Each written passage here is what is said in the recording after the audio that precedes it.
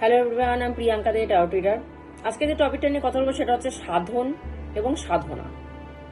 সাধন এবং সাধনা বলতে আমরা যেটা বুঝি, সাধন বলতে আমরা যেটা বুঝি সেটা হচ্ছে আমাদের সামগ্রী, উপকরণ, যেগুলো পুজোতে ব্যবহার হয়, যেগুলো ঠাকুরের সেবাতে ব্যবহার হয়, সেগুলোকে বলা হয় সাধন। আর সাধনা বলতে যে আমি ভক্তি করছি ঠাকুরকে, ঠাকুরের প্রতি যে ভাব, প্রেম, ভালোবাসা, সেটাকে বলে সাধনা। তো দুটো আলাদা জিনিস। আজকালকার দিনে মানুষ সাধনার থেকে সাধনে বেশি ফোকাস করে। মানে আমি কতদিন পুজো করছি, কত কত রকমের ভোগ দিয়ে পুজো করছি, বাড়িতে অনুষ্ঠান রাখছি কিনা, ঘটা করে মানুষকে ডেকে প্রসাদ খাওয়াচ্ছি কিনা, সেগুলাতে বেশি ফোকাস করে। কিন্তু ভক্তি, যেটা ঠাকুরকে ভালোবাসা, তার শুধু তাকে ভালোবাসা না, সে যেসব রীতিনীতি ফলো করতে বলছে সেগুলো নিয়ম কানুন মেনে চলা, সেগুলোতে আমাদের ফোকাস নেই।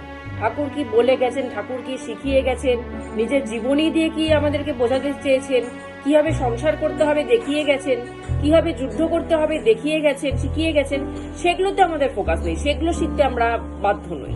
কিন্তু আমরা ঘটা করে সব লোক দেখানো সাধন করতে আমরা পছন্দ করছি, কিন্তু সাধনা করতে আমরা ব্যস্ত নই। কিন্তু ঠাকুর বলে গেছেন যে আমি সাধনের থেকে সাধনাতে বেশি খুশি হই।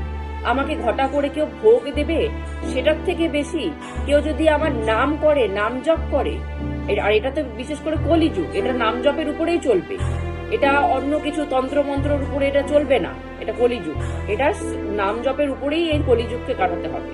তো ঠাকুর বলে গেছেন যে আমাকে ভোগের থেকে বেশি নাম জপে ফোকাস করে, আমার নাম করে, সারাদিন আমার সাথে কথা বলে, নাম করে, আর সে যদি কিছুই না করে, সে যদি আমাকে ভোগও না দেয়, সেবাও না দেয়, তাতে আমার কোনো যায় আসে না।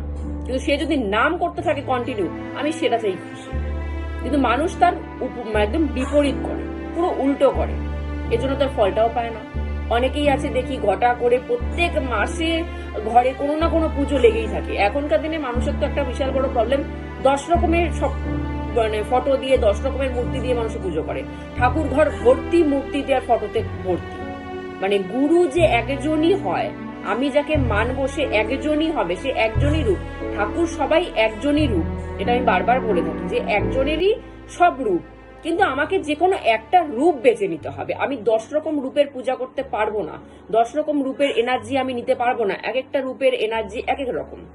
যেরকম আমি দশ মহাবিদ্যা যদি এক্সাম্পল দিয়ে বোঝাতে যাই, মা কালীর এনার্জি একরকম, মা তারার এনার্জি একরকম। মা কালী ফুল উগ্র, 100% উগ্র। মা তারা 50% উগ্র, 50% শান্ত। তো এক একটা এনার্জির মানে রূপ এক এক রকম হয়। কিন্তু রূপ সে কিন্তু মা সতী, মা পার্বতীরই রূপ, কিন্তু অন্য কেউ কিন্তু না। মা কালীও আলাদা না, মা তারা আলাদা না, সেই এক মা সতী, মা পার্বতীরই রূপ, কিন্তু তার এনার্জি গুলো আলাদা আলাদা। আমরা যেরকম নিজেরা, আমরা ডেকে গেলে যেরকম থাকি, আমরা খুশি হলে কিন্তু আলাদা থাকি। জিনিসটা নিজেদেরকে দিয়ে বিচার করে থাকবেন। আমরা ডেকে গেলে যে মানুষটা হই এবং আমরা খুশি হলে যে মানুষটা হই, সেটা কিন্তু দুটো আলাদা মানুষ। মানুষ কিন্তু আমরা একটাই, কিন্তু আমাদের এনার্জি চেঞ্জ হয়ে যায়। রেগে গেলে আমাদের এনার্জি চেঞ্জ হয়ে যায়, উগ্র হয়ে যায়। আবার খুশি থাকলে আমরা শান্ত থাকি, তখন এনার্জি আলাদা থাকে। তো সেম ব্যাপার, ঠাকুরের যে এনার্জি গুলো আমরা দেখি, সব রূপগুলো দেখি, সব আলাদা আলাদা এনার্জি।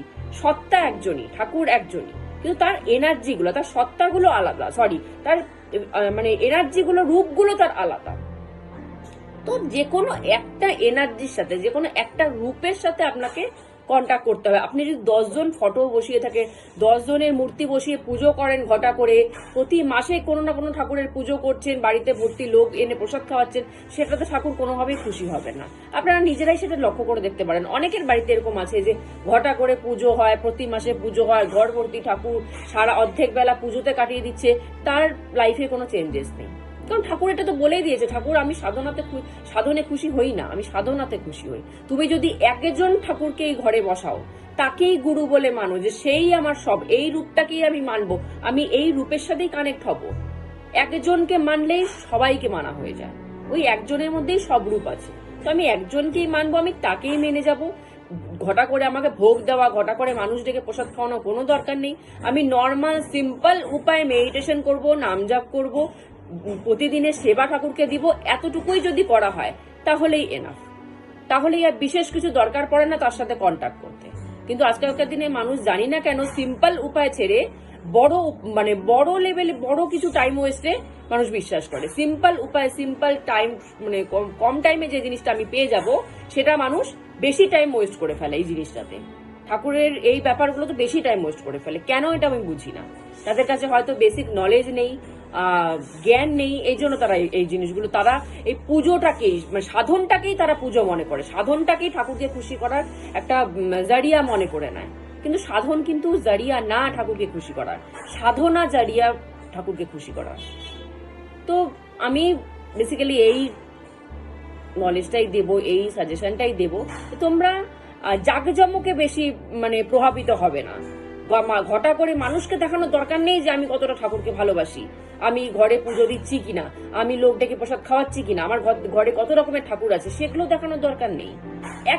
একজন ঠাকুর, একজনের রূপ বসিয়ে নাও, তার সাথে কানেক্ট হয়ে নাও, তার রীতিনীতি ফলো করে চলো, সে তার জীবন দিয়ে বিশেষ করে আমাদেরকে সেই সব রূপের পূজা করা উচিত। বিশেষ করে ঘরোয়া মানুষ যারা, আমরা সংসারী মানুষ যারা প্রেরিত পুরুষ, প্রেরিত পুরুষ মানে যারা অবতার হিসাবে এসেছে, তাদের সাথে কন্ট্যাক্ট করলে তাড়াতাড়ি কাজটা হয়, তাড়াতাড়ি কাজটা বলতে স্পিরিচুয়ালিটির দিকে তাড়াতাড়ি আগানো যায়। যারা প্রেরিত পুরুষ এসেছে, যারা মহাপুরুষ অবতার হিসাবে এসেছেন, কারণ কি যারা অবতার হিসাবে আসেননি তারা কিন্তু আমাদের সেরকম রীতিনীতি আমাদেরকে বোঝাননি। যারা অবতার হিসাবে প্রেরিত পুরুষ হিসাবে এসেছেন তারা আমাদেরকে রীতিনীতি কিভাবে চলতে হবে, কিভাবে কার সাথে কথা বলতে হবে, কি করে ঠাকুরের সাথে কথা বলতে হবে, কি করে সংসার করতে হবে, কি করে সন্তান পালন করতে হবে, কি করে এনিমির সাথেও কি করে ব্যবহার করতে হবে, সেগুলো সব আমাদেরকে ধরে শিখিয়ে সব বাণীর মাধ্যমে বলে দিয়ে গেছেন। তো আমার মনে হয় সেই সব মহাপুরুষদেরই ধরা দরকার, যারা আমাদেরকে এসে এই ধরাধামে এসে আমাদের সাথে, মানুষের সাথে থেকে তাদেরকে সব হাতে করে শিখিয়ে দিয়ে গেছে। তো সেই সব রূপের সাথে কানেক্ট হন, তাড়াতাড়ি স্পিরিচুয়ালিটিতে ঠাকুরকে তাড়াতাড়ি খুশি করতে পারবেন।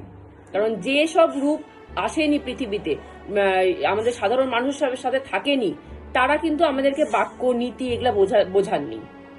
তারা প্রেরিত পুরুষ পাঠিয়েছে, তারাই আমাদেরকে মহাপুরুষ দিয়েছেন, অবতার দিয়েছেন, প্রতি যুগে যুগে অবতার পাঠিয়েছেন যে যাও এদেরকে গিয়ে সব শিখিয়ে আসো।